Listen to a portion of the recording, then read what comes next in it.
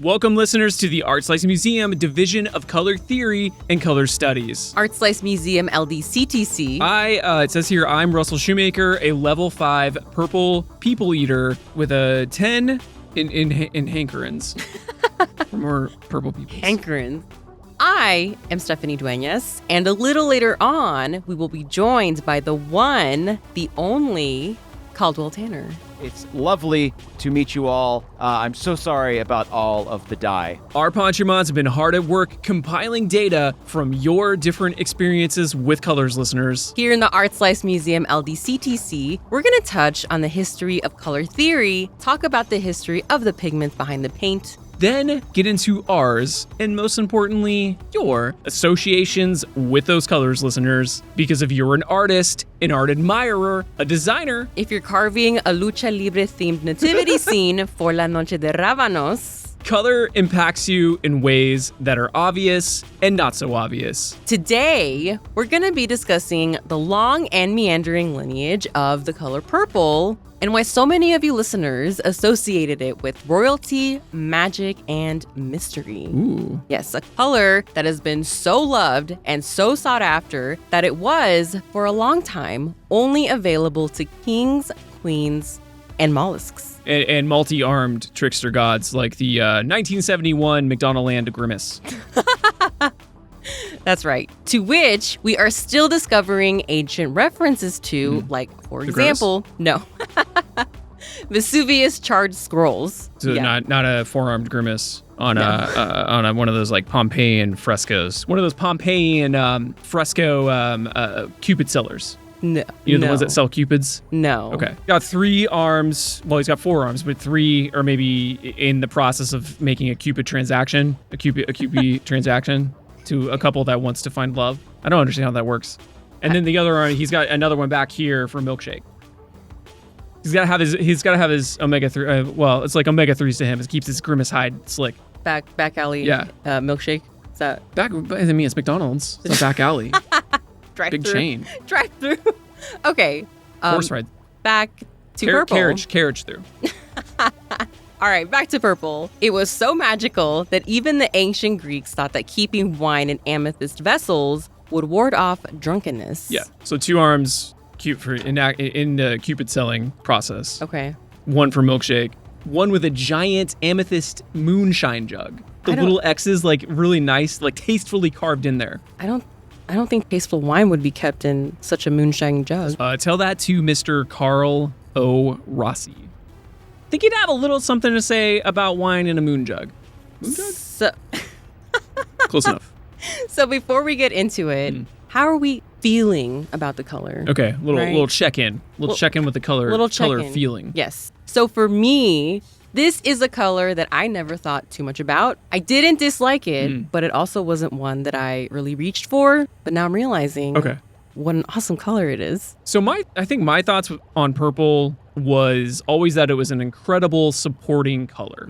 Fantastic next to reds, fantastic next to magentas, viridians, not phthalos, viridians. I'm thinking like Rufino Tamayo paintings or the Loveless album cover, where there's just a little bit of purple in there. But if you asked me if I'd want to surround myself in like purple velvet, let's say, or like or grimace hides, I would have said absolutely not, but I'm kind of fucking feeling this space. Yeah. This is actually really nice. Yes, I'm loving the purple. I'm very surprised how much I'm liking this purple. Right. It's a whole purple vib. Love I get the it. Prince thing. I didn't really get the Prince thing before that. I get the Prince thing now. Now you do. Surround me in grimace hide. Love to hear it. There was actually a lot of positivity from you listeners, which I honestly wasn't expecting. Okay. Patron at Amanda GC Art Thank you, Amanda. says purple is, quote, a void filled with energy versus being actually void like black. At Spicy Witch Soup says, quote, it's comforting and helps creative energy flow. And patron at Ezreal's Art, thank you, Ezreal. Thank you, Ezreal. Says purple is those, quote, hot summer nights that seem like they just don't fully transition into darkness. Oh, totally. No, the rare purple sky. It's rare. It's very rare. Yes, I think you lovely. do see it more in the summer. I did just scope one out, though. a couple days ago. In real I life? caught it for like a second. In yeah. real time? Yeah. It's winter, Ooh. too, for those of you listening later. Super ethereal. Yeah, it was at like 4 p.m. So let's get into it, listeners. As always, you can find all of the images we are about to discuss on YouTube, which is where you could watch us right now if you wanted to, or on Instagram at ArtSlicePod. You could also find it on our website, sign up for our newsletter, or just keep watching if you're watching or listening. No, whichever way you want to go. If you're on YouTube, please like and subscribe. Or don't. I don't care. Fuck you. Okay. I love you. Fuck you.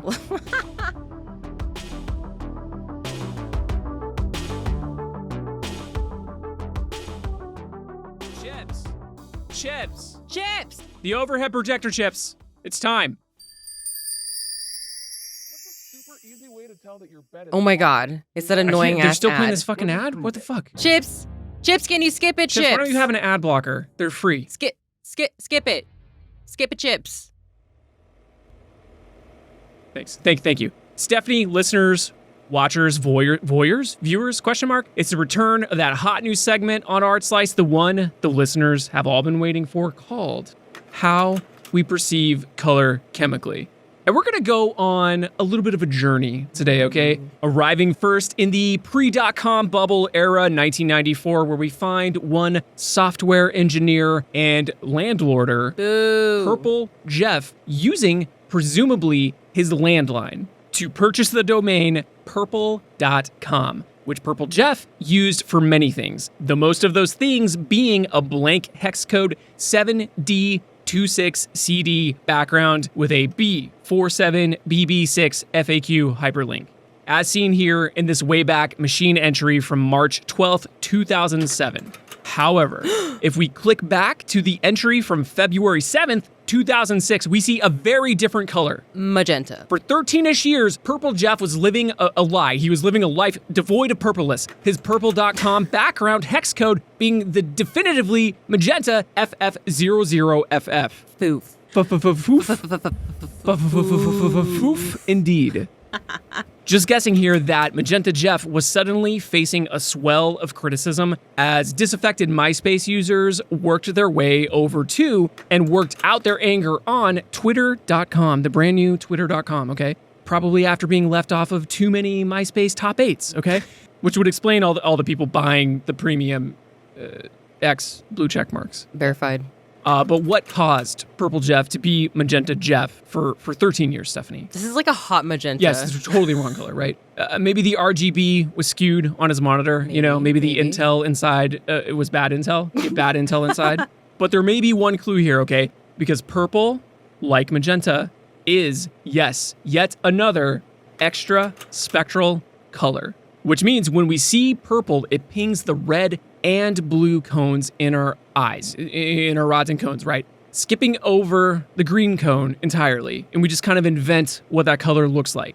So to review, if you look at that continuous strip known as the visible wavelength spectrum that starts with red and ends in violet, there is no place for a true purple Not violet. to sit along that spectrum. That's why on the artist color wheel, purple has become the bridge color. It's become the bridge, allowing us to bend that visible light spectrum strip into a circle. Le bridge. So what's unique and an early Grimace level weird about the color purple is that since it mixes the fastest wavelength red and the second to slowest wavelength blue, especially that part of blue that is sensitive to the very slowest, the absolute slowest violet, we end up with a speedball purple haze-like effect that is both hyper and slow, both hyper and slow at the same time, speedball. So if you are one of those folks, those fine folks posting Fred from SpongeBob My Eyes memes after the Utah Jazz unveiled their all-purple tournament court, your eyes may actually be struggling to process purple information quickly or slowly. Maybe a little bit of both, maybe at the same time. In 2021, scientists cautioned drivers and pedestrians when suddenly street lamps across America turned Halloween purple due to an LED failure in those made by American Electric Lighting LLC. Made in USA. No, thank you. making it difficult for our rods and cones to quickly process information, like a car barreling towards you. Sure. The way I conceptualize this, which is unscientific and probably incorrect, is that we lump colors like magenta and fuchsia in with colors like purple. Because apart from sharing similar pigments or wavelengths, they just kind of feel like they should go together. They're difficult to place, they're difficult to perceive, and they're hard to categorize. But when you start to feel bad for purple/magenta Jeff for making a color oopsie for so many years, keep in mind that he sold purple.com in 2017 to the Purple Mattress Company for just shy of $1 million. So who knows? Maybe he took that landlording money and he lorded over some lavender fields. Gets to frolic in the purple. Bye, Jeff.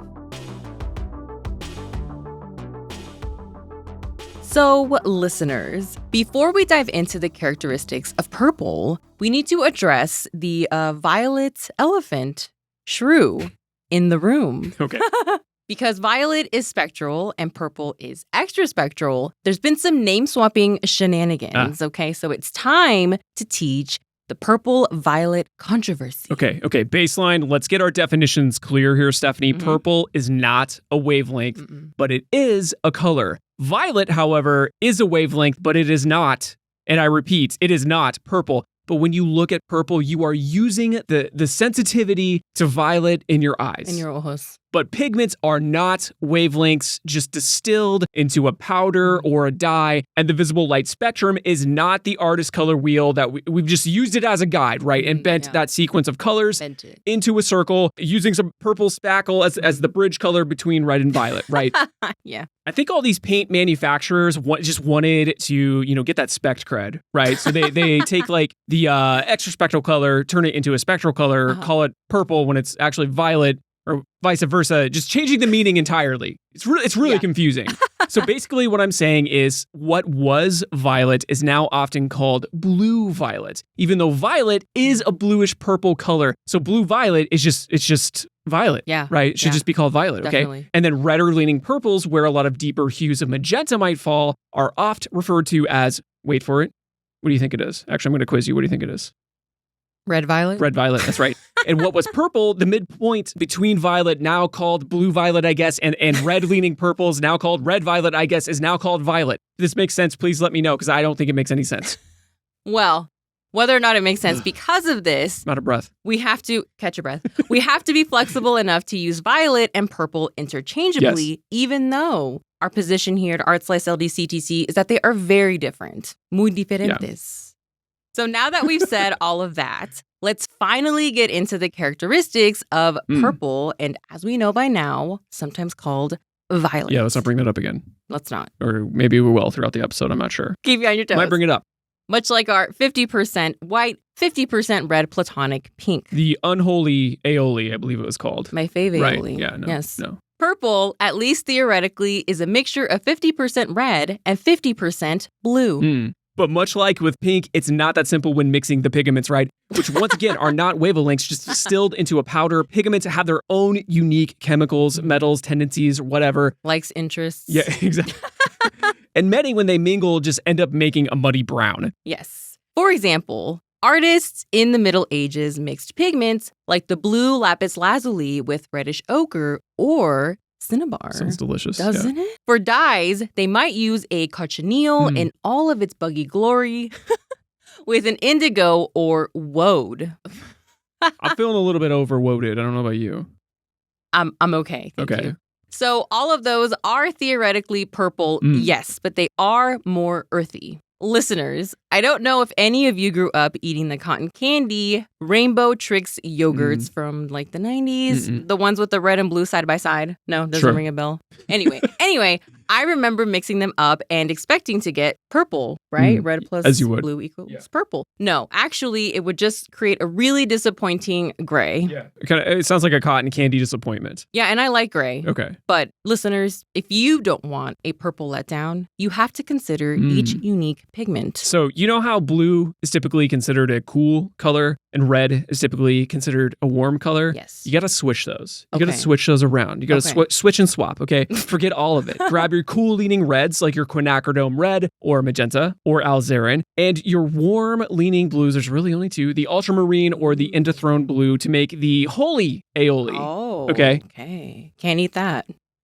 And for your earthier purples, if you don't have lapis or cinnabar, cinnabuns, play around with some combinations of cooler blues or greenish blues and reds. But I'm gonna let you in on a little secret of mine, listeners, which is I just grabbed the violet paint, the purple violet paint, Straight out of the tube. the purple violet paint. Yeah. I mean, there are so many good ones, like the finicky but beautiful cobalt violet, which can be deep and dense or warm and fuzzy. And then patron at the Viridian Killer Thank you, VK. mentioned her favorite, dioxazine purple, which is a perfect dark purple straight out of the tube that goes all playful and kind of Easter eggy when you add a little bit of white. Yes. There is also manganese violet, which is velvety and ever so slightly red. Love manganese. And almost imperceptibly brownish, making it an incredibly useful tool. I really love metallic purples. Oh, yeah. You know what I'm talking about? Like a sparkly top coat sort of Okay. situation. Something nebulous. Deep. Could be. Yeah. Could be void-like, nebulous. but sparkly on top. That's what I'm envisioning. Ooh, I love that. Yes. No, so I'm thinking specifically of interference violet. Okay. It has like Okay. a brilliant shimmer. Yeah, Love yeah. it. I think really the trick is that the depth of purple, which is never ending, really lends itself to the sparkles. Absolutely. Right? Listeners, if you have any purple mixtures or other color mixtures that you love, please let us know in the comments. So now that we've arrived at a baseline purple, for the question of saturation, many of them are slightly transparent or need a couple of layers before they can solidly cover an area, but they are highly saturated. Yes. As listener at DMV Chick mentioned, these kinds of purples are, quote, excellent for depth and shadow. Value-wise, straight out of the tube, most have a very dark value, but even many of the mid-range hues are found in the lower half of the value scale. When a bit of white is added, they turn like that more friendly, like Easter egg Lakers, Barney kind of purple, still darkish and saturated, but covering much better. Onto temperature. At High-Heeled Pancakes describe purple as, quote, mysticism, amethyst. Is it warm or is it cool? Your guess is as good as ours. Yeah, it's kind of like that purple haze effect. Right. It's kind of both. 72 degrees and overcast warm, but not that warm. Yeah, kind of, yeah. And and like beautiful mystical stones, baseline purple doesn't read as organic to me, but it also doesn't read as synthetic, even though we are synthesizing it with our ojos. Yeah, it was once organic, but then it touched some petri dishes, or vice versa. We don't know. Digitally speaking, Digital. we try to buy. Digital. Okay. We tried to buy purple lights from several places, hitting up those after Halloween sales for purple LED cobwebs, eyeballs, and even some lava lamps. But most of them honestly looked really jarring, like icicle violet white. Except for these lava lamps. Right, because they're just illuminated dyes and paraffin wax in a little glass tube with a light bulb underneath it. I don't know if you know how a lava lamp works. That's how it works. It's magic. The problem is the light itself. Since purple is a darker value, like we just mentioned, you're really going to struggle to make it when you bring light, the opposite of darkness, into the equation. So it's almost like you need a purple encasement, like a color gel, Yes. to really get that purple glow. Yes. Or some other materials. I don't know. Right. Yeah, you Yeah. do you.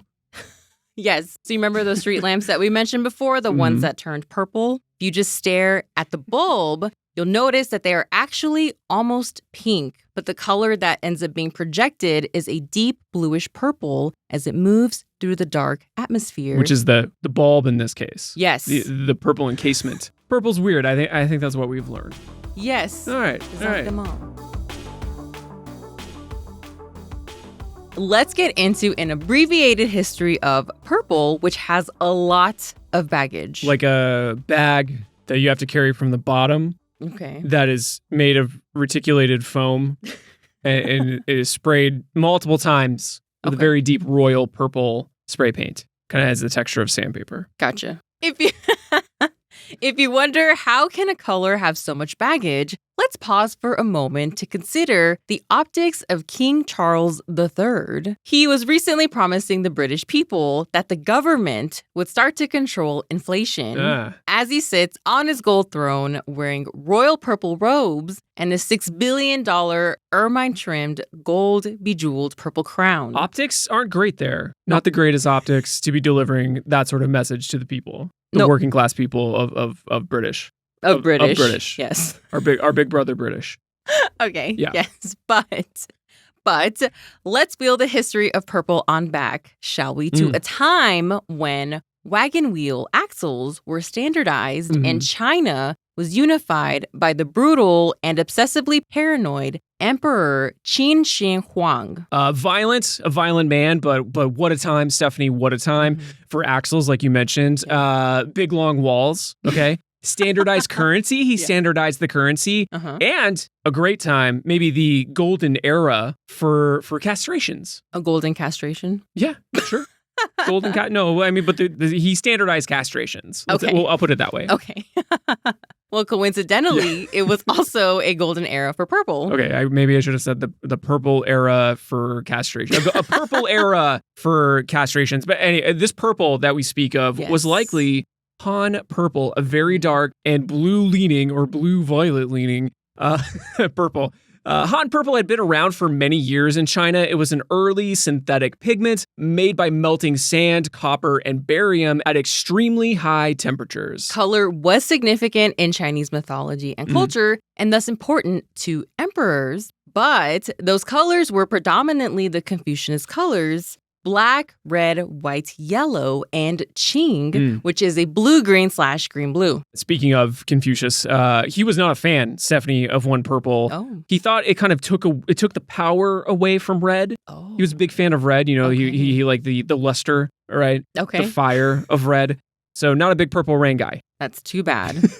Colors that fell outside of those Confucius-approved colors, like Han purple, were not high in demand. But that all started to change when Qin Shi Huang took over. All of a sudden, we start to see a trickle of purple in wall paintings, ceramics, and other crafts. But since Han purple required such specific methods to produce it, it yielded very little color. So its scarcity meant you could charge an arm and a leg for it. Or castration. Charge an arm, leg, or castration.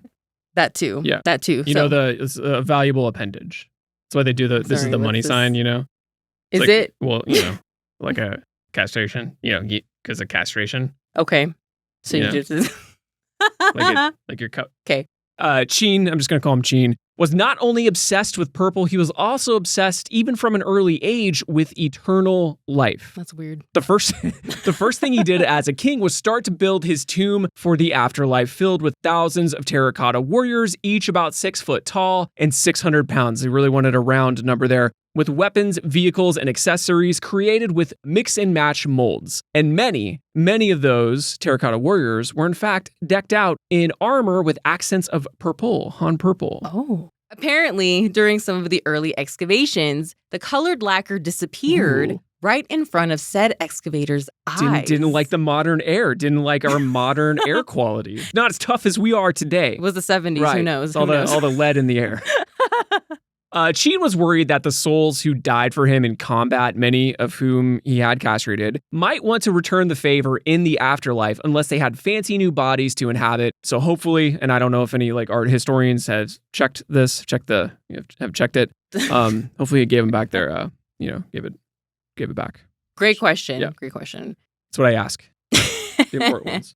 Purple's popularity slowly made its way to neighboring Japan, where purple, or murasaki iro, primarily came from a rare small flower found in the Cromwell family. It was during the Heian period that the dye, specifically a deeper hue produced from the root, became associated with the aristocracy and thus was labeled kinjiki, or forbidden color, meaning off limits to ordinary people, so only the emperor gets to wear this color. Okay. But side note, it can also mean erotic love or same-sex love. Okay, so erotic, same-sex love for the emperor only. That's what I'm reading. In purple. All in purple. I guess so. And Grimace High, just nude. And same-sexed and erotic. Okay. Where are those prints? Yeah. Keep digging. But right now, we're going to temporarily set sail from Japan to the Oaxacan coast of Mexico, where a booming aquaculture of the Mixtec people has existed for centuries, and where you can find sustainable, reliable, and deeply saturated purple dyes, all from milking. Yes, that is right. Milking ocean-dwelling snails. Not quite like the funk from the Mighty Boosh. So the snails are called Tishinda, which means sacred snail. And Russell, listeners, you might be asking yourselves, how does such a snail-reliant practice remain sustainable for centuries? Yes, how does such a snail-reliant practice remain sustainable for centuries? Yes, correct. Well, the Mixtec people respected the Tishinda. They observed them and soon discovered the best time to milk was during the full moon between October and March. They also learned what age the snail should be for best milking results. And they even knew where to pluck them from the rocks so they could put them right back after milking, ensuring they would have enough for themselves, but more importantly, enough for the snail's survival. After some time, they learned that the snails could live up to 30 years if they maintained their practice this way. It sounds like they're paving the streets in purple, Definitely, basically, with this milking practice. Spilling it everywhere. Yeah. So it's actually super interesting because there are still a few people who practice this. So given that it's the right time of year and that it's a full moon, I'm gonna climb onto the slippery rocks by the shore. Okay, right? so you're the Tishinda milker in this case. Sure. I got some white yarn in tow. Okay. Then I'm gonna pluck a Tishinda off the rock surface. Okay. And I'm holding onto it from their shell. I'm gonna flip them over. Okay. Little belly side up. Okay. I'm gonna press on the Tishinda tummy. The little tummy? Yeah, a little Okay. tummy. And it's gonna pee itself in self-defense. Okay. That's gonna happen. Okay. But then it starts to seep this thick milk. All right. And I'm catching that milk with my white yarn. And then once the milky liquid oxidizes, it begins to turn a vibrant purple. Once the milking is done, little Tishinda goes right back to its rock surface casa. So this was the practice for hundreds of years, even after they were colonized, that is, until 1981. With the arrival of Imperial Purple Incorporated. You see, in subsequent years in Japan, purple was no longer considered kinjiki. Okay. And thus, the purple wedding kimono business was a booming. The purple erotic wedding kimono business. Gay erotic wedding kimono business. Yes. Okay. Yes. Any combo you want. Any combo you like. Mix it up. Yeah. All kinds of purples. Okay, so now Imperial Purple Incorporated needed to find new sources for said purple. So after hundreds of years of a sustainably and kindly sourced purple by the Mixtec people, Imperial Purple Incorporated inked a contract with the Mexican government. Purple ink, yeah. Yes, and they proceeded to decimate the Tishinda population in only 4 years. Okay. So instead of following the Mixtec ways, the Imperial Purple fishermen harvested year-round, scooping up juveniles and adults alike. They're not following the milking practices. Breaking all the milking rules. calendar. Correct. Breaking all of the milking rules, okay? And they're destroying tens of thousands in the process. Oh my God. Yes. And they probably didn't even press on their little milk tummies nicely. They weren't nice. They probably just had the original fucking Grimace out there, four-thumbed, clumsy Grimace out there just milking indiscriminately. That's why he's so fucking purple, Stephanie. It's just like pouring down his hide, staining his hide purple. That's why he's purple. Oh, yeah. That's why he likes milkshakes. He was very efficient though with those four scooping arms. His fat thumbs. Just a mitt. Nubs. Just a mitt just like pressing not even nicely. Okay, no. You gotta milk nicely. Sustainably. But to protect the Tishinda population, those who knew the proper ways of maintaining it organized and filed a complaint to the Mexican government, arguing that an ancient cultural practice as well as a way of life was being destroyed. Against all odds, the contract was uninked. Wipe that purple milk mustache smile from your face. Yes, do that. And so the Tishinda Caracol Púrpura fell under Protección Federal. However, the same cannot be said for the Mexican mollusk's Mediterranean cousins, the Murex snail, which was the main ingredient for the red wine-leaning Tyrian purple. Red violet. Tyrian red violet, I think is what you mean. Maybe. And the biggest producer was the city of Tyre in a strip of seaside land today known as Lebanon. But in ancient times, because of their Tyrian dye trade, was called Phoenicia by the Greeks, which meant land of purple. Thus, the people living there, no. Yeah. Thus, the Phoenicians were called purple people. Yeah. All right, so the legend goes that the Phoenician god of the city of Tyre, Melkart, was on his way to seduce a sea nymph named Tyrus. And so he brought along his doggo as a wingman because everybody loves dogs. Okay, so the sensitive buff guy is on the salty seashore. Milkwots. Yeah, milkwots. Might as well. Yeah. So he's just walking his doggo, walking along beachside, talking loudly, as you might, trying to get the attention of that sea nymph Tyrus. This is entirely too calculated. A little bit. She's a sea nymph. She's going to see right through that. Gotcha. But all of a sudden, plot twist, he notices his dog's boca is stained a reddish purple. Okay. Doggo was having reddish violet, a little... for sure. Yeah. It's having a little snack. A little spiny Murex snack. Okay, so it's really like who actually discovered the dye, right? The dog or the god? So it's depending who you ask. Right? Bumper sticker, purple paw print. Who discovered who? Parentheses, purple double parentheses, red violet, and double parentheses, and parentheses. Thank you. Yeah. Grammar is important. To everyone's surprise, Tyrus does appear from a good distance in the ocean. Okay, not sure how this is going to work, but sure. She's like, hey, I heard you talking loudly, but in order for me to be interested in you and your dog as a wingman, you have to grow gills. Really is what we're coming down to. Not even. Okay. She's like, you got to make me a dress out of that purple, and then we'll talk, she says. But honestly, I'm not sure what happens to her or the dog or the dress. It's a mystery. It's history that I don't know. So, old Mel uses that purple Murex knowledge to make fat stacks of money. Meanwhile, the Minoans also had their own purple-producing snail, and they might have even beaten the Phoenicians to the discovery of snail milk as a source of dye. You know, it makes me wonder why we don't have our own purple-producing snail. Seems like everybody else has one. Right. You feeling a little left out? A little milk deprived. But the Phoenicians actually won. They won that battle because they produced mucho más ounces of Tyrian purple, which depending on where it was harvested could be earthy, bright crimson, or bluish. But the most preferred hue was that of dried blood. Surprising, right? So these little snails were so beloved for their purple power that they were immortalized in their own little mosaic, as seen here in Herculaneum. Right next to the Cupid's Hiller grimace.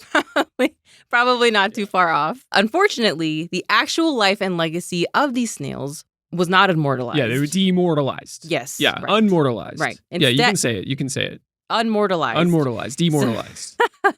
So instead of the Mishtek catch, milk, and release method, entire snail ecosystems were destroyed. Their shells would be cracked open and their little bodies boiled until that milk was released. To be fair, this is how we get bovine, almond, oat milk, all the milks, goat milk. Okay. You just crack them open, boil them up. That's how you get that Trix yogurt. It rises to the top. Okay. So you take the red, you scoop the red off, you scrape the red off, scrape the blue off. It's Trix yogurt. Okay. Scrapings. Cotton candy flavored? Cotton candy scrapings. Okay. Seems like a weird yogurt. Okay. You think the sourness of the yogurt would counteract the cottonness of the candy. Okay, move on. Okay. All right. So this cracking and boiling, this was by the hundreds of thousands, which didn't even produce that much purple. Okay. We're talking about all of that destruction for just mere ounces of dye. But boy, oh boy, did they make mountains of ounces. Mountains of these empty shells still litter the outskirts of these ancient cities, and they are on the outskirts of these ancient cities because that dirty, sour, purple milk smelled like fermented piss and rotting shellfish, which would, in fact, make you grimace. It would make you grimace if you smelled it. I'm surprised at how much you can keep that going. Much like Han Purple, the amount of work that went into producing Tyrian dye meant that it would become the color of kings, nobles, priests, and magistrates. Cleopatra, the famous Greek Macedonian queen of Egypt, loved the stuff. According to legend, and there are many, her boat had purple sails. Even her sofas were purple. Basically, anywhere that there was fabric to be dyed was dyed purple. In order to sneak into Julius Caesar's quarters for some low-down romance. Little CNC time. See, Cleopatra was rolled up in a purple rug, burrito style, right, to obscure her vestige. Rumors spread that Caesar liked giant taro burritos, and a proto Chipotle-like chain was created. Okay, Big Caesars. Yeah, Okay. big Caesar's bees. If all of these legends are to be taken as true, the number of snails required would have likely exterminated the genus. Despite the validity of these legends, Hollywood crammed a lot of dazzling purple into the 1963 4-hour epic film Cleopatra, starring Elizabeth Taylor, who coincidentally was said to have had violet eyes. Or purple eyes. Centuries later, this purple torch was passed to the Byzantine 0.001%. Okay, they were immortalized in the hue. Okay. Royals were birthed in chambers decked out in the rare purpley lapis porphyry rock. Wait, there's a purple lapis? Yes, Okay. there is purple lapis. Okay. Yes, and then of course you have that combo with the Tyrian purple fabric. So the first thing the 0.001% bebés would see is purple, right? So they were born in the purple. So technically, we could give birth to a royal in here. Yeah, I don't. We could be midwives and shepherd the ruling class into the world, but I would prefer not to. Cats. We would just like hit them on the head Cats born in the purple. when they're born with a lapis stone. Okay. Lapis I like that hammer. plan. Bonk. Lapis tools of the revolution. I love it. Love it. Over 1,000 miles north of the Byzantine Empire in Northern Europe, you didn't even need to be that adjacent to the 0.001% to wear purple. Okay. Take Mr. Arnolfini's tabard from Jan van Eyck's The Arnolfini Portrait from 1434. Yeah, it's just like a more dour Protestant Duke de Berry hoopalon. That's right. The flamingo hide, but dark, like a black flamingo. Right. And they talk about black swans. You have a black flamingo here. He's not eating kind enough carotenoid-loaded foods. No, that's for he's sure. not. He's No, eating a lot he's of black garlic. Yes. Yeah. Something fermented. Sure. That is Like true. he likes the fancy stuff. It's all about the quiet luxury. Right. We'll never know. And like many other mysteries that this painting presents, we don't know if Mr. Arnolfini wore Tyrian. But like patron VK pointed out, that his tabard, quote, has a purple underlay, which is meant to be hidden, end quote. Honestly, that is not something that catches my eye when I first look at this painting, but upon closer inspection, you can appreciate the subtle medley of purples. So maybe there's some fugitive reds in that little purpley potion. Definitely. Hoopalande potion. Yes, I love that. Yeah, Hoopalande, right. tabard potion, definitely. Hoopalande, I think is what I said, which I think works. And Yes. I would like historians to start using that. And speaking of fading, eventually, war after war after war after war led to the recipe for Tyrian purple to be lost for centuries. But hitting the fast forward VHS button to around the 19th century, Fun the few pure purple colors, not mixtures of red and blue, that were available were still found primarily via the land flora from the earth. You know, the Cromwell flower. I don't know why I said it like that. Which yielded very little dye and was grueling work, right? Keeping the pure purple in the hands of those born into the proverbial purple, the 0.0001%. That is all until mauve, or mauve, however you say it, when 18-year-old British chemist William Perkins was trying to come up with a cure for malaria, not listening to Me Without You CDs and giving himself bad haircuts like I was. But instead, he accidentally invented mauve-laria, okay? Becoming the first synthetic aniline dye, as we discussed in our magenta episode. Right. So if you'll remember, this oopsie also gave us quinacridone pigments of many shades. First for garish British military uniforms, and then equally garish Victorian fashion. And if you remember back to our cobalt blue episode, a few years later, the same discoveries that led to the cobalt blue pigment would also lead to cobalt violet. And then a few years after that, manganese oxide would be used for manganese violet paint. And thus, it was only a matter of time before these new colors would wind up, as patron at Ezreal's Art pointed out, on Claude Monet's palette. Violet oil paints, i.e. purple, became the glue, the foundational color responsible for that haystack feeling. There are hundreds upon hundreds of paintings Monet made, all saturated in a cobalt violet glow, right? Mm-hmm. He was one of the first to discover that purple was better than pure black for defining shadow. And he declared that the fresh air that we all breathe, the same fresh air that years later would disintegrate the terracotta warriors, Han's purple coating, was in fact violet. That the true color of the atmosphere was in fact violet. So Stephanie, listeners, let's all do a little meditation together. Shall we? You down? Real quick? All okay. Right. Let's all close our eyes. Take a deep breath, that fresh purple air. And visualize Claude Monet deeply inhaling past his damp beard and into his nostrils, where the purple atmospheric particles form a kind of time and space wormhole, traveling through increasingly tightening layers of microscopic polyethylene, eventually building up to a spongy yet sandpapery deep purple mass. And as we begin to exhale, we find ourselves arriving at the end of that time and space wormhole continuum.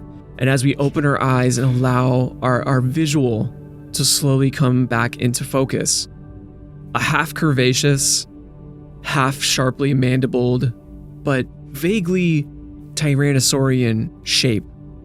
A cartoon. Well, it looks like he had buccal fat surgery. Please keep meditating. Okay. A cartoonish, but with sunken, hollow black eyes, like the eyes of a domesticated dog that was long abandoned, forever still seeking the affection of its cruel owner. Aww. Forever in a fugue state, just repeating the same song over and over and over again. I am, of course, speaking of the original 1988 Barney. Listeners, basically, every one of you mentioned Barney, the much maligned purple dinosaur, and also most of you were really mean to Barney, except for listener Masa. Thank you, Masa. Who sweetly described the show as, quote, the one I watched when I couldn't speak English very well, end quote. So the show did serve a purpose. A purpose, yes. Barney, whether it was that original late 80s Barney that was, quote, reticulated foam and sprayed with a royal purple dye due to the fabric of the foam, it made the costume not pleasant to touch, which made it have the same feeling as sandpaper, which he did give a lot of hugs, so you think that would be a little bit of an issue. Ouch. Or the 90s to present Barney, which is a friendlier, kind of like more October Tashinda moon harvest shade. This dinosaur thing was many of our first introduction to purple. Mine, though, and I stick to this, was Darkwing Duck. Let's get dangerous.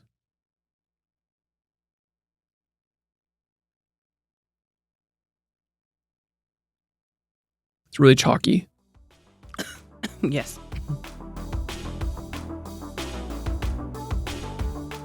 Listeners, the Pantry Mons have handed us a clipboard filled with your answers. But actually, it looks like we have another visiting color theory and associations research analyst here in the LDCTC CDCCC labs.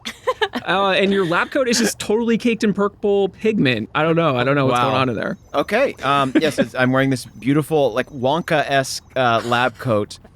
My name is Caldwell Tanner. You might know me from Not Another D&D podcast, occasionally on Drawfee, and also a storyboard artist for Big City Greens back in the day, but now mostly a podcaster for Not Another D&D podcast. It's lovely to meet you all. I'm so sorry about all of the dye that I have gotten on your hands during that handshaking procedure. We'll deal with it. It'll be live okay. with it. Yeah. Make it tie-dye. You know, of all the colors, it really does stain the worst, huh? Like a wine stain is just there forever. Does Keychain clean things up? Can we get it? No. He makes messes. No one in Trinivale is able to clean up a mess. They only make them. They only make misses for sure. Can you tell us how you first got into art? Well, I've always wanted to draw. I think initially my dream job was to be a cartoonist. I wanted to be like a newspaper cartoonist. I remember like growing up reading all of the comics in the newspaper and like really wanting to draw like comics. And I drew a lot of comics growing up. Like I was a cartoonist in like high school and in college for like the school newspapers. And I like drew a lot during that period. And then I was an editorial illustrator over at College Humor back when websites existed. But, you know, as we all know, as like the nature of things, the way like that industries have progressed, there's not many opportunities for newspaper comics in the current day. So I did a lot of like web comics as well. And then I kind of just found my way through like the College Humor connection into more of like the comedy scene, because that was one of the main things that drew me to comics and cartooning was the comedy aspect of it. So from there, I found my way into doing more like comedy, sketch comedy, podcasting and stuff like that. I founded a Drawfee with some folks from College Humor, which is like a comedy drawing show. Yeah. So I feel like for me, it was always like trying to merge comedy and drawing and art together. And I think that's what led me to be a storyboard artist at Disney. And then, you know, that's kind of like what I've been pursuing ever since, and when one way or the other. Ideally, you would be like a Gary Larson who just retires at some point, just goes off and creates comics whenever you want to. That would be ideal. If I could just like, live a quiet life and like every 10 years pump out another Cow Tools, then like, yeah, I'm set. Just like a single square that people regard with reverence. Like a new Larson just dropped, new Tanner just dropped, and it doesn't even need to be like a good drawing. It can just be like an inscrutable piece of art with like a picture of a cow playing trombone. That's all. You need. Is it sad? Is it funny? Who knows? I'm just going to print it out illegally and put it. Yeah. We'll chew on it for a decade. So we're going to catch you up real quick with where our listeners are at with Purple, and then hopefully we'll get your input here. Okay, and we'll get some feedback from you too. I'm honored to weigh in. We sent out a small spectrum of swatches, including midnight purple, some burgundy, some iris, some puce. And I mean, listeners, I gotta say, y'all's answers took us all over the universe. And so far, we've come across royalty, magic, so many Purple Rain references. so many mollusks.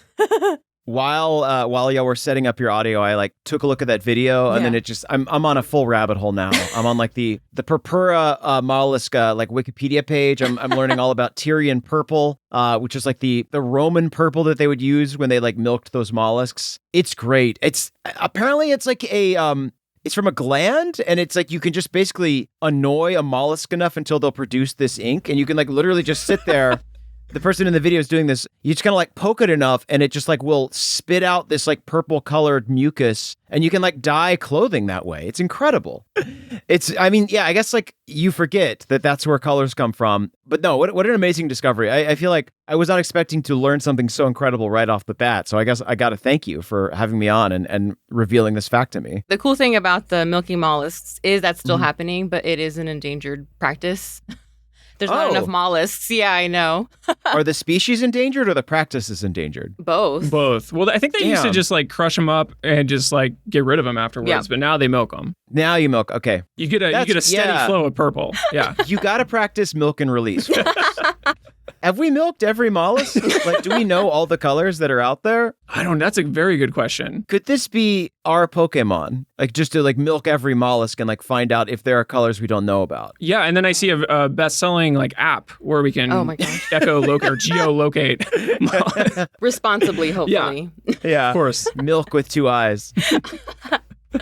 Oh, yeah, that's good. Please continue. I'm so sorry. Oh, no, you are so good. So some other answers that we got sunsets. We got grape soda that tastes more purple than grape. We also got Lisa Frank and mushroom trips. I was just gonna, I do. I feel like purple is like, it's a color that kind of, to me, it's like cosmic, and it represents like things beyond like your normal scope and understanding in a lot of ways. So like, like people seeing it on trips totally makes sense. Actually, I have a story about that, but I don't know if I should share.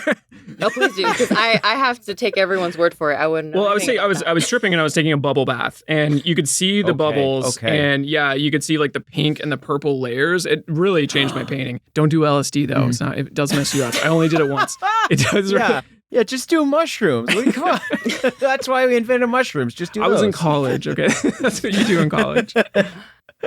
This is my like very bad PSA. It's like, don't do LSD. That's what mushrooms are Yeah, for. mushrooms are better. Yeah. Just do the safer drugs. Come on. It will inform your work and be a little bit safer.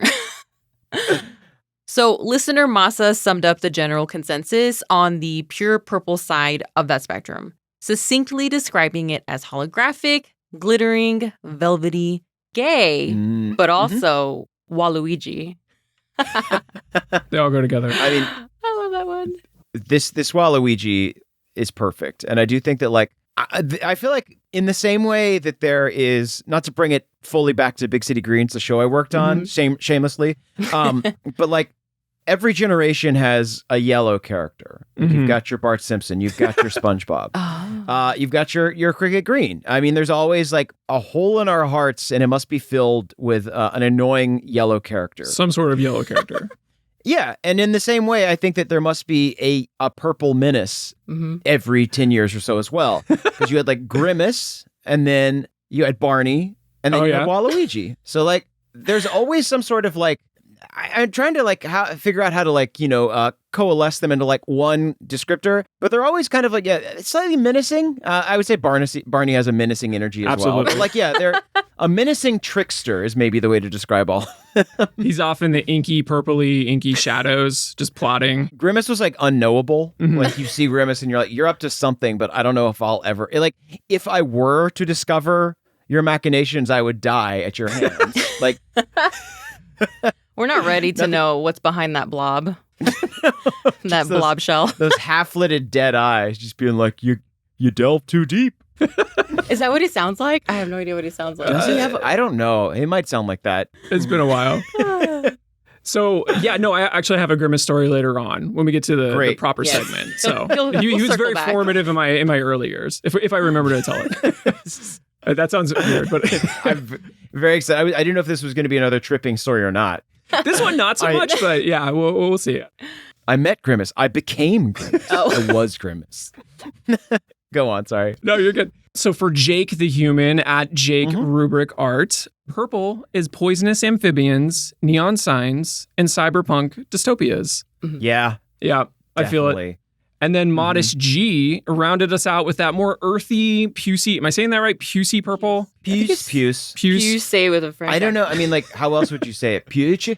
Puce? That sounds really bad. Puce. I know all of it. I'm just like, I don't feel like I should be saying that out loud. Pucey. Go with Pucey. Pucey. Puce. But it reminded her of Dusty Violet and Wet Desert Dirt, which I love that description. Spider veins and bruised skin. So beautiful. Beautiful. Oh my gosh. Yeah. Wet Desert Dirt is sending me a little bit. I'm picturing like, like the red sunset over it, and you kind of get that like purple hue on like a sandy desert dirt that's like had like a rare rain. That's, oh man. Beautiful. That's a rare puce. Even when it's dry, it has a little bit of that violet in there. Just a little bit of that. God, I wish I could milk that. God, I wish that was available for milking, but no, you got to go to the desert to see it. Just, hey, you're in the laboratory, so you can just play around with some experiments. But that's not what I want. I don't want the laboratory experiment. I want to just like, I want to pluck a snail. You want the field research. Oh, do you want a poking stick? We do have a poking stick in like one of the rooms. Great, yeah. I specifically requested a copper poking rod. Okay. For my snail research. We can copper coat it. We might have to like steal some from the neighbors, but we can do that. Okay, yeah. If you could just strip a little wire, that'd be fantastic. So let me break into their basement. Question numero uno. When you look at this spectrum of purple, what immediately comes to mind for you? Oh, so you mentioned this a little bit already, and I had kind of a twist on it, but I think I'm also in the royalty vein. When I first think about purple, and I think about like my like first primary memories with purple, it is kind of that like crushed velvet purpley color. But when I delve deeper into it, I realized that like why I associate it so closely with like royalty isn't because of like any specific like image of royalty. It's actually because of the movie Aladdin. And that scene where Aladdin turns into a prince. Yeah. And he's got that like purple gemstone and a big purple feather on the top of his turban. And I didn't know at the time that that was there because it's like his vest is also purple. And I think it's supposed to symbolize like, oh, you can never truly hide who you are. You're always wearing it like right in the forefront. But as a kid, I was just like, that gemstone looks delicious. I want to have a gemstone like this. I don't know if it's because it had that like kind of jelly texture and just looked like so shiny and like beautiful, but like there was something about it that just like awoke something in me where I was just like, purple. That is like the color of like desire and just, I don't know, it like not like not exotic maybe, but like it just like, it was like a color I had never considered until I saw that like gemstone and that feather. And I was just like, that's like such an exciting thing. Like, maybe I just wanted a cool little gem is what I wanted. And I'm still looking for that cool little gem. But yeah, I think that's like my earliest experience with purple, in addition to Grimace, of course. Right. Exactly. I mean, I think that's like why I gravitated towards art, because I realized like I'm not going to wear this gemstone, but like I can certainly give characters gemstones and use purple in artwork. And I think like that's, I'm not here to like wear something fancy. I'm here to like give that to other people and share it through art. And I think that's my gemstone experience. Absolutely. I love that. Well, going back to like early experiences with purple, actually Jake the Human, he also mentioned like the Ava Unit 01, I think it was. And I remember like Suncoast like videos, seeing that like purple and then like fluorescent green, just beautiful, just jumping off of the VHS. I think that was the moment when I first really noticed purple and I really noticed how beautiful it was. Because before that, like I went to this really strict Christian school and their colors were purple and gold. I hated that purple. Oh, yeah. Or I don't know, maybe it has something to do with purple being physically harder to see. I was talking with my friend who's like a color artist for animation, and she was saying that, yeah, it's a low luminous color. Like you can't, if you're using it for like lighting, it's very difficult to work with for that reason.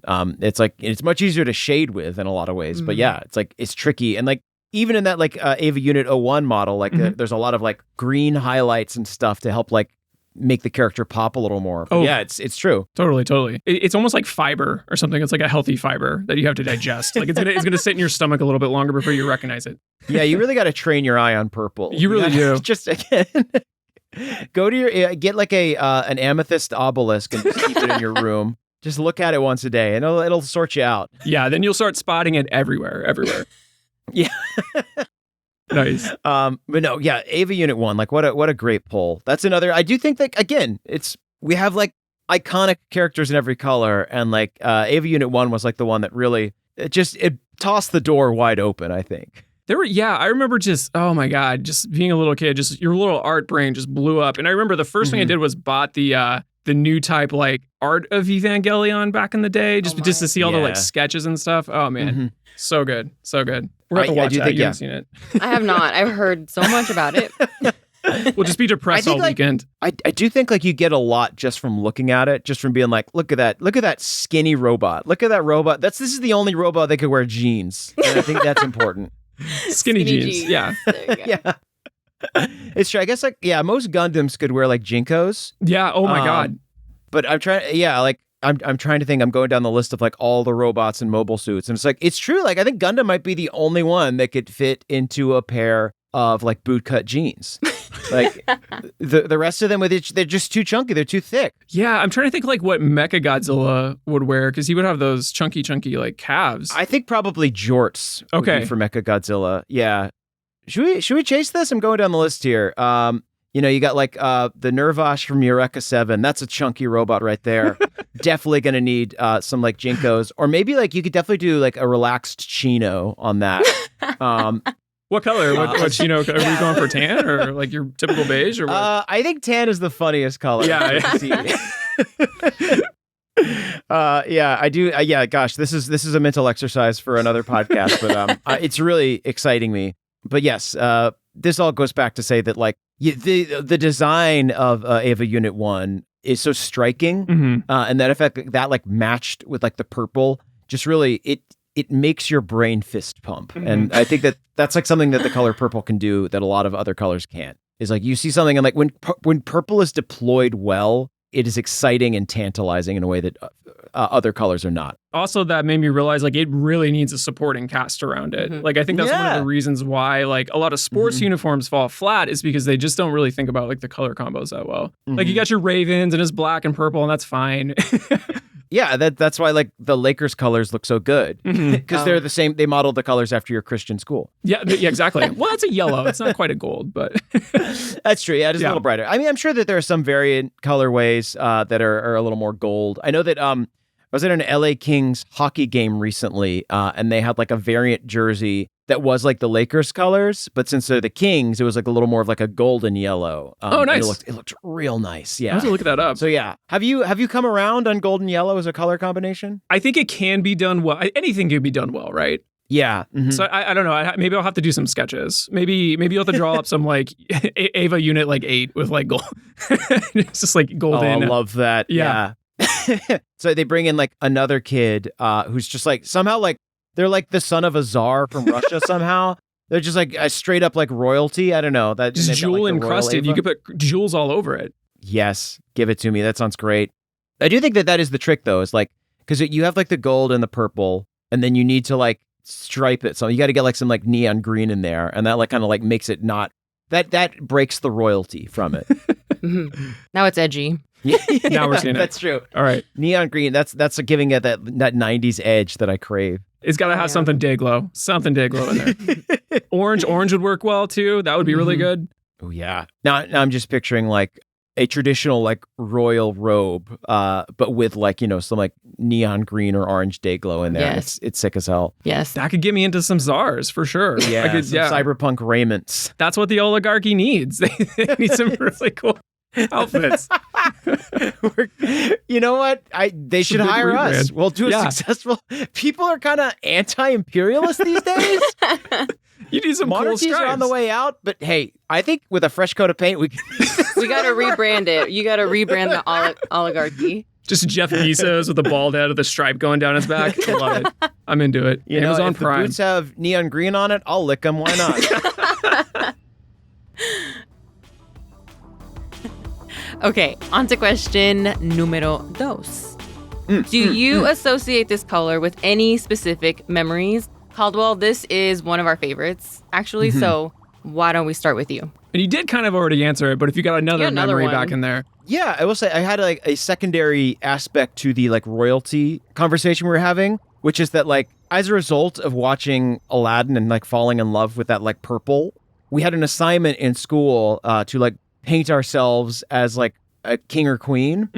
I'm not going to delve into like the psychology of that or why my teachers thought that would be a good idea, but it was a cool assignment because I was just like, oh hell yeah, I can finally give myself like a beautiful purple robe and some like gaudy rings.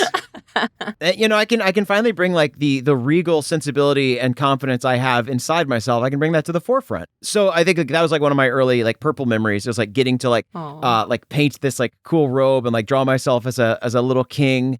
But I was in like first grade, I think, and I didn't quite know how rings work. So I ended up giving myself like basically jewel encrusted brass knuckles. Oh yeah. Which honestly, I think I was onto something. It wasn't what I was going for, but I think I stumbled onto something even better. Speaking of wearing purple, listeners, it turns out that a lot of you know a person in your life who is passionate about purple.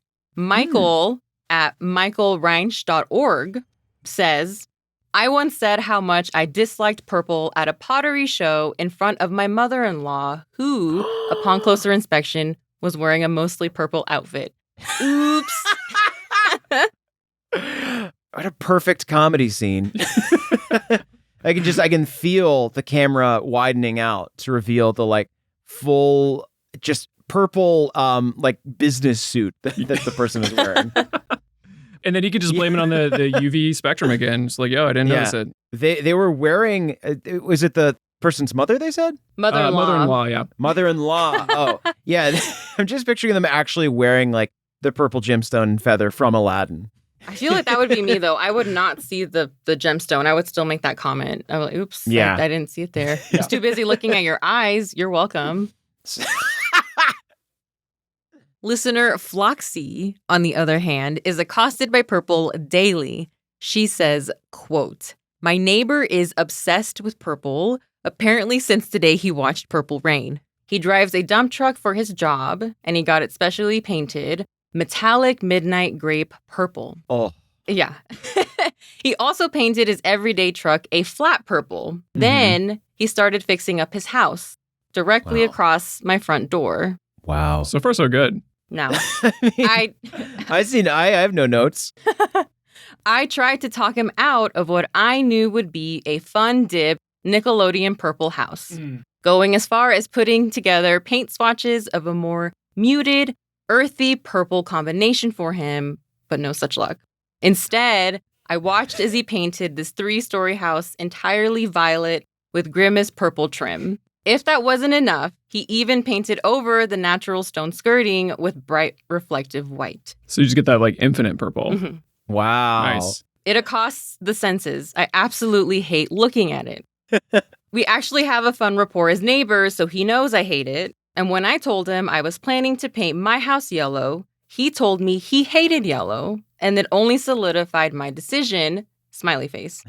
Now he has to look at my ugly yellow house, and I have to look at his ugly purple house. The end. It's very fun to see complementary colors weaponized in such a way. These colors are supposed to be friends. Like you must bury the hatchet. You must come together. I think that they should be forced. I don't know if we offer rulings on this show. Oh, please do. But Yeah. I think that they should be forced to incorporate one of each other's colors. I think there should be a color swap. Ooh. Mm-hmm. Ooh. Maybe just like paint one. They need to paint their mailboxes the other colors. Or they have to switch some siding. That would be great. Oh my gosh. Yeah. Or maybe you, Floxy, need to just put a grimace on your roof. And then I guess your neighbor could put like a big bird on their roof. And I think they just need to be up there. And they just kind of need to be like staring each other down. Yeah, that's the Sesame Street, literally. The Sesame Street. Yeah. What about the other neighbors, was cast though? out. The housing co-op that controls Sesame Street cast Grimace out. The board did not like him. He was rejected. There's a picture of this house in the doc y'all sent me, and like I think maybe just because it's like slightly small and I'm not like looking at it every day of my life, I kind of like it. I don't mind it. I really don't. I'm looking at it. I don't mind it. It's the sort of, I mean, like the door is purple and it's pretty purple. Grimace is absolutely the right shade. I do think that like if I saw this house while I was driving, I would probably crash into a tree. I'd be so distracted by it. And I understand like having to live across from this, it might get annoying, but like I love it. I say go further. I think you got to get those shingles out of there and put a nice like dark midnight purple shingle in. This Plum. is great. Yeah. Go further. Get some. Oh, my friend over here, this neighbor needs some jacarandas is what they need. Oh, they need yeah. those purple flowering trees. Oh, yeah. Yeah, I think that they didn't go far enough is my verdict here, is they needed to go more purple. I think that he chose the wrong purple. I would have gone for the midnight, sparkly, sort of iridescent purple of his dump truck. Like that should be the color of the house. Metallic midnight grape? Absolutely. Yeah. What do y'all think of when you think of metallic midnight grape? I think of cars. I think of cars. I think of Like nail fancy car polish. paint, like those, what I'm talking about, those flamboyant cars. I think of a music video for a song that doesn't exist, where a person like wakes up in the night and there's like a bowl of fruit in the middle of a table, and there's a single bunch of metallic grapes in there that have this like iridescent light, and they eat one, and then they all of a sudden go into like Mercury Metal World, and that's where like the rest of the music video takes place. Oh, that would be good. Yeah, That would be so good. What is that Yeah. like? What was that TV show with the 3D graphics where they get sucked in the 90s? It reminds me of that. Big Bad Beetleborgs? Something No, like VR that. Troopers? Yeah. Yeah. Okay. I don't know enough about music to know like what band is doing this music video, but it is definitely like the most early 2000s ass music video. Where, like the graphics are not good. No, they can't be good. The CGI has to be low quality, of a very low quality. Yeah. It's maybe like it's Eiffel 65's follow-up song, Feelin' Purple or something like that, where they just try and go through the full spectrum. They're just trying to get revive that energy. It's just not there. Yeah. I don't know. It could be bigger though. I'm purple. Abba D. They have to do it again. I don't know. Anyway, I get this is all to say that I want to eat that grape. I want to eat the forbidden grapes on this table. Forbidden metallic But no. grapes. That's awesome. Nice. Yeah, this is. Thank you so much for sharing this story, Floxy. I'm loving looking at this house. I hate how much I love looking at this house that you despise. We'll try to figure out the coordinates so you can go visit it. It's probably pretty far from you. Oh, that'd be great. Yeah, I would love to crash my car near your neighbor's house. I guess because we did brainstorm a lot of like other purple things they could add in here. So I guess I feel grateful that they haven't done the roof. The gutters are white, thankfully. There are no jacarandas. They haven't ripped up the grass and put in purple turf. They could do that. I'm distracted because I'm pretty sure you said that. Did you say you're grateful instead of grateful? I was thinking the same thing. Amazing grapes. How sweet a sound. Okay, so we actually did have some listeners out there who were intuitively drawn to purple once upon a time. This response was originally submitted for our Black episode. We couldn't work it in, but we loved it, and we thought that it would be perfect for purple. We have patron Suyan at Zhengxi Suyan. When I was in kindergarten, I would only ever pick blue, black, and purple markers or crayons to draw with. And my classmate's mom thought there was something wrong with me. She even told my mom to have me checked by a psychiatrist. Whoa. I know, right? Whoa. Luckily, my mom just gave it a laugh. She knew me well. I just thought those three colors look good together. And they do. Confirmed. You're not wrong. And again, I don't know when you grew up, when you were a child, but I feel like there was like a purple prominence period. I think like in the 90s and early 2000s, we've discussed this. I didn't even mention Ivan Ooze from the Power Rangers movie. Like things were purple, and like it was like we just like couldn't make enough things purple. There was that period where ketchup was purple too. Oh my God, yes. I remember that. I forgot about that. Yeah. It's so weird. I think that like it was like this little indulgence we all allowed ourselves. We're like, yeah, but what if it was purple? So, and I think you were on the cutting edge, Sian. She was. Mm-hmm. And I think this, I don't know what kind of voicemail you get. Like your kid needs to go to therapy for being obsessed with color. Rude. I have a 2-year-old, and like, so I'm not like at this stage yet, but like pretty soon I will have to like interact with other parents in this way. And I don't know how, I mean, your mom played it so cool. Like, I feel like I would be instantly on the phone, be like, hey, Jen, my kid likes to draw with purple. Is there something wrong with that, Jen? Don't ever talk to my daughter again, Jen. I'm done with you. Yeah, just I feel like I would go off. I'll go off the handle. My face would become purple. Yeah. Don't look at me, Jen. You're on fucking thin ice, Jen. Yeah, I can totally relate to that. Speaking of purple. So when I was a kid, my favorite princess was Pocahontas. And my bed was like totally bedecked in Pocahontas linens. Okay, so pillowcases, sheets, duvets, maybe even a sham. And I also think it came with wallpaper trim as well, like a whole set. I was spoiled. Holy hell. And so like the branding for Pocahontas was mainly like purple, magenta, and some teal with like a little yellow sprinkled in. And sleeping in it every day, right? Like before you know it, that became my like crayon trinity, the purple, the magenta, and the teal. So no one ever called my mom, as far as I know. But if they did, my grandma probably hung up on them because she didn't speak English. She always picked. She's not here. We taught her to say that, so she definitely would have hung up on. Those. Shout out to the moms laughing it off. Shout out to the moms who don't have time. Thank you. These nosy other moms. Oh, yeah. For sure. Don't have time for that shit. No way. Okay, on to question number 3. When you reach for purple, why are you reaching for it? How does it show up in your artwork or design?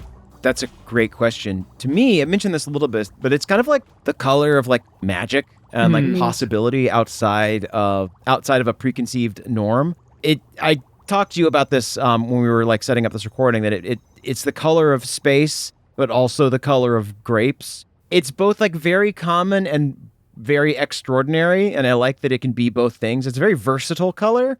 But yeah, I think like really it's a magical color. It can be used to represent things that feel like beyond our current understanding, or things that are like beyond our grasp, but things that we want to have. I don't know. It feels like an aspirational and optimistic color while still having this like sense of mystery. So yeah, I guess whenever I'm using it, it is like, I don't know. I draw a lot of like fantasy bullshit. So it's mostly for like magic. You know, it's like when you need somebody to be like casting a spell or something like that. You give them like some purple glow. But yeah, I don't know. That's kind of the highfalutin definition of purple for me. Sophia at Hemera Comic, really great stuff. Realized she had been using purple subconsciously to set up that like sort of witchy magical vib, kind of what you're talking about. Totally. Yeah, and it is also, I use it a lot for like shading too, which I think if I'm looking in the stock as well, it seems that at High Heeled Pancakes said that as well. Yeah, it's great, especially in like digital art programs, like when you just need like a shader color to get that kind of like cell shaded look. Purple is really nice because it makes it just, it gives you that like nice soft shade that isn't like as harsh as using like a black or a blue or something like that. It's versatile for that reason. Like you can shade with it. You can make it like a bright magical color. You can make it the galaxy or the sky. It's great. It's fun. Or your Terra Boba. I just remembered Terra Boba. I'm like, yeah, that was purple. I was like, what is this going to taste like? It was delicious. I had an ube cinnamon roll last weekend that was like purple. And it's like, it's always so exciting.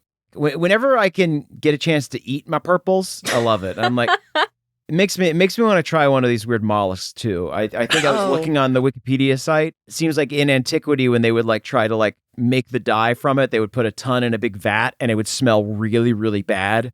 Despite all that, you know, like you can eat clams and oysters. I could probably eat the purple mollusk. I could eat one. Yeah, I don't think you'd die. I mean, the clams don't smell great either, to be honest. So that's true. Yeah. Yeah, maybe it's kind of like an acquired thing. Yeah. Yeah, I feel like there's enough purple foods out there. You could have like a full purple meal, and I feel like I want that for me. Oh, that is a really excellent idea. No, pairing your colored foods, that sounds amazing. This is something that I think, you know, if you've listened to me on other podcasts, you might know this about me, but like, I'm totally okay with having a terrible meal in the pursuit of having an interesting one. So like, I will make every incorrect food choice because like something looked interesting on a menu or like I thought a word sounded cool.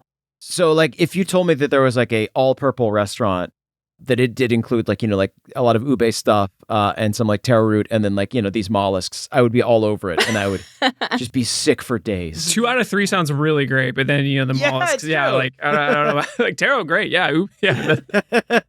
Throw in some, one of the best grilled foods I have is eggplant, but it doesn't like, it kind of loses its purple when it's grilled. So that's true. That's why you got to have it raw, my friend. Just bite into it. Yum. That's why you got to get rid of the smushy center and you just have the eggplant skin. Disgusting. Caldwell, we know that you have to get going. So Russell, why don't you tell us your grimace story? Yeah, so when I was a kid, like we moved around a lot, like every couple of years, like we lived in like all these small Midwestern towns. So they had these like... Yeah, Grimace always followed you, yeah. Yeah. These McDonald's that were absolutely wrecked, like just like not taken care of, just like not up to standard, like McDonald's standards, I don't think. But there was this Grimace like fiberglass figurine that just like baked out in the sun and it had that pebbled texture.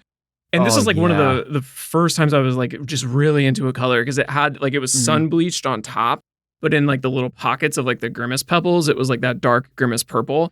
So it kind of looks like a broken candy. Yeah. So good. Like an M&M that's been left in the sun too long. Absolutely. Yeah. Yeah. I love nothing more than like man-made objects being reclaimed by nature. I'm from Tennessee originally, which is like it's a humid state. You know, you get a lot of like moss and vegetation that'll just like grow in the cracks of stone.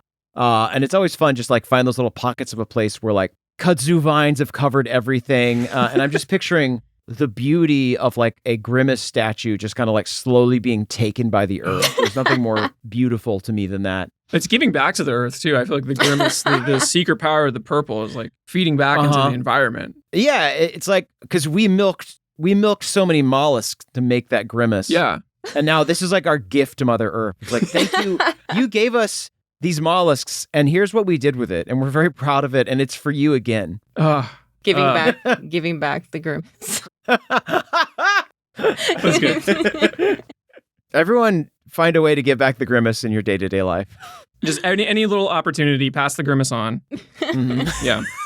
With a Grimace. Yeah. Yeah. That hurt. Well, thanks so much for joining us, Caldwell. What should our listeners do to check you out if they're not already familiar with your work? Where would you have them start? Well, you can go to nadpod.com or you can go to patreon.com/nadpod. That's the best way to listen to our podcast. You can follow me on Twitter. I'm at Caldy. I try to post our art there every once in a while. But yeah, those are the main two prongs of Caldwell currently. And yeah, that's where you can find me. And I hope you enjoy looking at the things that are online for me. I need to stop talking. Yeah, we love your drawing hour on the Patreon. Love it. Oh yeah, Yeah. That's one of the tiers on our Patreon. Is I do like a monthly drawing feed, like a stream where I draw characters from the podcast as well as like requests from the audience. So yeah, and that's something I really enjoy doing. So yeah, if you're feeling generous, go ahead and check that out. Awesome. Yeah, we'll come back anytime. Thank you so much. Thanks for having me. I really appreciate it. Question numero 4. Does purple remind you of any artworks or visual cultural items? Listeners, across the board, the answers you sent in for this one were amazing. There was so much work we hadn't seen or experienced before, and some that really took us back. There were some amazing examples that we really wanted to get into, but we just didn't have time for. Yeah. At Ezreal's art mentioned the purple glow in the original Dark Crystals. Bummer. Super Would love bums. to talk about that. Super Bums? Super bums. I said super bumps. And many of you mentioned Francis Bacon's paintings of a screaming pope in a purple shawl. Yeah, just like the band. What? We will be posting all of your associations, even the ones that we couldn't get to, slowly over the coming weeks on Instagram at ArtSlicePod. But let's start things off with Sophia at Hemera Comic, who introduced us to Harry Clark, which we are forever grateful for. Yes, thank you. Yes, thank you, Sophia. Quote, he often uses pinks, reds, and blues together to create the illusion of purple, end quote. Harry Clark was likely overlooked in the art world because his works were either commercial illustrations or commissioned stained glass, and thus they may have been downgraded to craft. But they are just as intensely beautiful as any Aubrey Beardsley or Egon Schiele. The majority of his work you can still find on old Tumblr posts are these black and white illustrations for authors like Hans Christian Andersen, Edgar Allan Poe, or von Goethe. Goethe, I don't know. There are all these elongated figures that feel like they're stuck in pulsating tuberculosis like fever dreams, right? The sinewy Art Nouveau line work turns Junji Ito body horror, looking less like ornate vines and more like gristly weeds.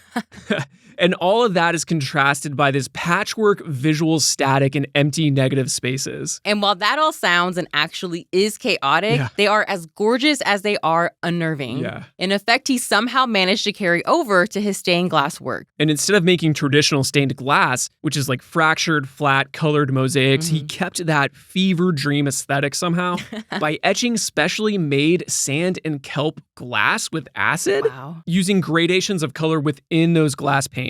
So instead of these chunks of colors, you get more scattered disco ball-like refractions. And by layering deep blues and pinkish reds, we see all of these moments of glowing dark purple light, a stunning and difficult to achieve effect. And speaking of using real light to create a purple glow, May at Megan Skywalker introduced us to the giallo movie genre, which translates to yellow, named after the cheap, bright yellow-covered suspense novels that were popular in post-war Italy. Giallo films were the original slasher film, gruesome Italian horror flicks from the 60s. The oozing of aesthetics were equal to or greater than the oozing of candy red blood, okay? If you've caught a Neo Gialli trailer like Neon Demon or watched a Chromatics music video, you might know the look immediately. High fashion, low culture, illuminated, and gel-covered lights. With probably like a little bit of Vaseline on the lens. Little Vaz. Just for good measure. We are no horror experts by any means, so we had to do a little digging inside, a little deep digging. A little deep, with a knife. No, not quite. Russell was actually down to watch these, unlike most horror movies. Kind of. My upbringing taught me that demonic possession was around every corner. It was in the bathroom. And if you weren't right with the Lord, you could trip and get all demon possessed, right? Okay. Just fall right into it. You know what I mean? But I wanted to risk it because I feel like every artist needs to see these films. They're amazing. Okay. So if I am, is it Megan Skywalker? Something like that. If I am possessed and I find myself at some point watching myself, but not myself, within myself, as my body, I don't know, like stabs a delivery driver with an Ouija Planchette? yeah. Then you are to blame, and I'm Oh my coming God. for you, but not in that Okay. way. No. I'm not threatening you. You're going to be But just you're going to lead the fine. exorcism, is what I'm going to Okay, say. you're going to be just Yeah. fine. Whenever my sister and I would fight as kids, Yeah. it was really sloppy. It was more like Yeah. You're still pretty sloppy. with kind your of like sister. that. Yeah. What? Yes, we What? were. Yeah. We fought sloppily. Yeah. Okay. Anyway, To so be expected. but it escalates, right? It escalates to like harder smacks and stuff. It's sloppy, like in there's like two Darias fighting sort of way. I'm thinking of The Simpsons. You're just We're like like, both oh, like- my arm's moving, and if someone happens to be in the way, I don't know. The kicking. No. Okay. Anyway, so that sloppy fighting would escalate, and my mom, my superstitious Mexican mother, would say, "Te va a empujar la mano el diablo." The devil is going to push your hand. That stopped it real quick. We definitely stopped. We're like, no, the devil. He's just behind there, ready to push. He's a rascally little bastard, you know? A rascal little Yeah, bastard. he's a rascal little bastard. So yes, we let the devil push our hand because the color here was just way too good to pass up. Sure. I would risk eternal damnation for earthly eye pleasures. Blood and Black Lace is credited with being the film to set the aesthetic gialli standards, with purple light spilling into pitch black rooms or reflected in dust-covered mirrors. This is why we had to watch it, with Renee Magritte level weird staging. Like you hired Renee Magritte to stage your horror theater production, that sort of shit. Yes. That was followed by Inferno, where competing blue and magenta color coding crossed to create a deadly purple sort of Jolly Rancher, you know? Jolly Rancher. Jolly Rancher. Rancher. You like that? I love that. Yeah. Jolly Rancher. And the wrappers are yellow. Yeah.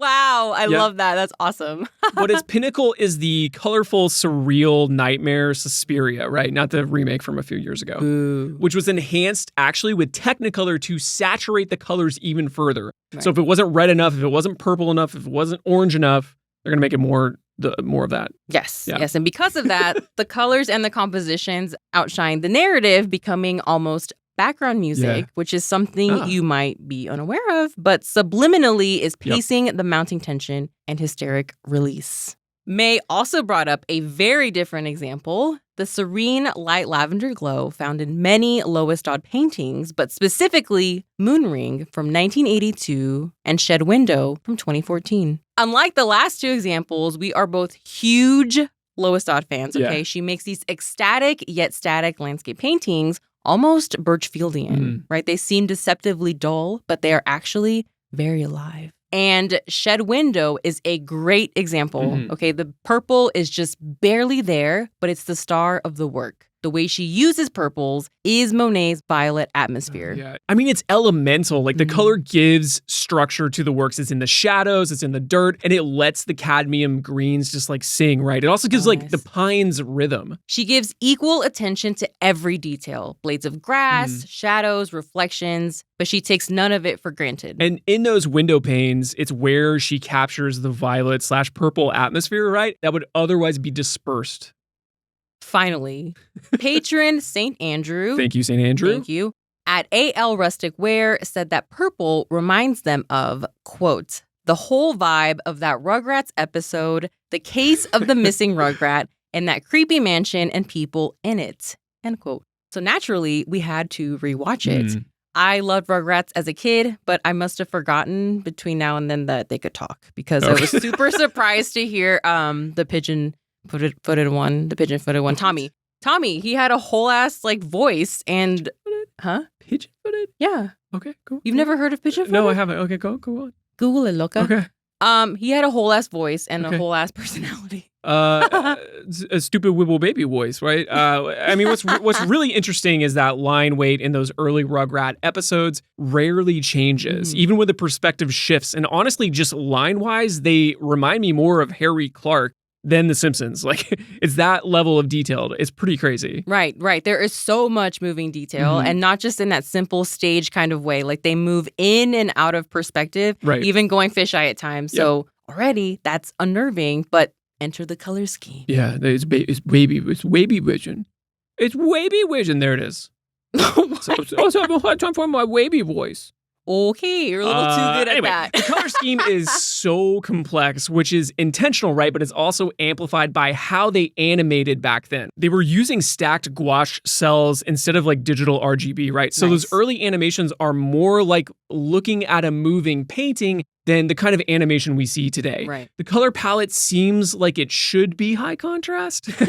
You see a lot of purple next to yellow or green, but they're never like the pure examples of that color. They're always desaturated, muted, mixed with grays, or the earthiest version of that color. So everything turns into kind of like mid-tone mud, you know, but reflective mud in a strip mall. So it's getting some of the light reflection in it, but it's still muddy. Yes. You know what I mean? Yes, I know. It's kind of in there, but it's, Yes. Yes. And it's, and it's scattered throughout too. Yeah. And it's kind of an overall composition instead of a balanced one, right? There aren't really very many visual resting points. Right. Especially in this episode, no purple detail is spared. It's used purposelessly. Purple. Yes, you said it. So purple can be found in the sky as much as Grandpa Pickle's hair. And it's a weird place for our eyes, but it's definitely the skewed world of baby vision. Yeah, wavy vision, I think is what you meant. I refuse to say it that way. So in the last color episode, we talked about our love of the early Simpsons seasons, those weird color decisions and those little moments of beauty, of grandeur, hiding behind Marge's like dome, I guess. But I did not know this. It turns out it was the same animation firm. The animation firm Klasky Csupo, as in Arlene Klasky and Gabor Csupo, were not just responsible for giving us The Simpsons and Rugrats, but also Real Monsters. I've never said it out loud. Yeah, Real Monsters, yeah. Rocket Power, Wild Thornberries. Duckman. Don't forget about Duckman. Sure. Yeah. So both... George Costanza. What do you mean? He voices Duckman. No, he didn't. Yeah. No, he didn't. Yeah. He was Duckman. Yeah, George Costanza was Duckman. Was Duckman always angry? So both Arlene and Gabor were artists that came from art school backgrounds, and they were really immersed in all types of different art, which is why I think you said it gave Harry Clark. Yeah. So when they started making animations together, they knew they weren't just going to follow what other gianter animation companies like Disney or Hanna-Barbera were doing. Yeah. They wanted to make something that was truly unique, which at the time, in the early 90s, it really was different. But it did get more watered down as it got more popular. Well, like anything. It's impressive considering like early Simpsons, Rugrats, and especially Real Monsters are not the most digestible animations at all. So when you think about animation, you think about like simple scenes, color added on as sugar on top, easy on the eyes to keep your little stupid baby brains to keep watching, right? This is the opposite, especially Real Monsters, where they really push the all-over composition and like Dutch angles, and especially that muted but contrasting palette we were talking about, to the point where the like mean school teacher, Terrifying. the Bramble, has these toxic yellow teeth, Sure does. you know, that aren't even that bright, but they seem almost fluorescent compared to the mid-tone mud of everything else. Yeah. They shine. And I didn't appreciate any of these cartoons when I was younger, like I do now. So we're definitely gonna have to go back and rewatch all of them. Also, a couple of things to wrap up here. Oh no. Case of the Missing Rugrats reminds me a lot of the Museum of Jurassic Technology in Los Angeles, really? which we have to go to. You've never been to. But there's this upper floor, like the very top of that floor. I don't know, it gives that to me. It gives it. Yeah, okay. it gives it. Not up to date on the hip terminology like Stephanie is. I don't watch TikTok like Stephanie does. Don't tell. Cut that, please. Cut that, please. I don't watch TikTok. To take it full circle, Stephanie. Okay. They also did the wacky adventures of Ronald McDonald. Oh. And as you can imagine, who is featured heavily in that series was his doofusy, lovable, no longer evil sidekick. The Grimace. Yeah, the Grimace. 2 arms. Yeah. 2-armed Grimace, yeah. Thank you for bringing us back to the Grimace. Well, the episode is over now, so. Give back to kind of want to end it on a higher note than this, but that's where we're at. This is great. I love it. Yes. Okay. Well, listeners, we hope you've enjoyed the 7th installment of this little mini colored series within a podcast series. Okay. Once again, a huge thank you to Caldwell Tanner for joining us. We recorded with him back in March? April? May? June, somewhere around there. Maybe February. Who knows? It's been a weird year. It's been a weird year, Very listeners. weird. But check out NADPOD if you haven't already. I don't know why you haven't. It is one of the best podcasts out there. And this is coming from two people who will probably never and have never played D&D. Never say never. You never say never, but it's an excellent show if you like laughing and you like good stories. There is also, of course, Drawfee, Cartoon Hell, and so much more. So much Caldwell Tanner content. Lots of content Caldwell Tanner out there. content. And we didn't cut much from the interview, but the full uncut version is on our Patreon, where you can also help us make Art Slice by joining our very small but very excellent group of patrons. Listeners, wouldn't you like to be a small but excellent patron to a show like ours? I think they would, especially after you delivered that. And thanks to everyone for sharing your thoughts on Purple. We could not have made this show without you. Seriously. We loved reading all of your responses and even the ones that we couldn't fit in the show. We will be posting examples of those answers on Instagram in the coming weeks. And if you didn't get to it the first time around, if you're still listening, that's cool. But check out the episode later on YouTube. There's velvet curtains, there's lights, there's us, we're here, our faces. You may not want to see our faces. You can just put your finger over it. Put a little piece of tape over whatever screen you're watching it from. If you are watching on YouTube, Trying to help. que Dios los bendiga, first of all, but also like and subscribe.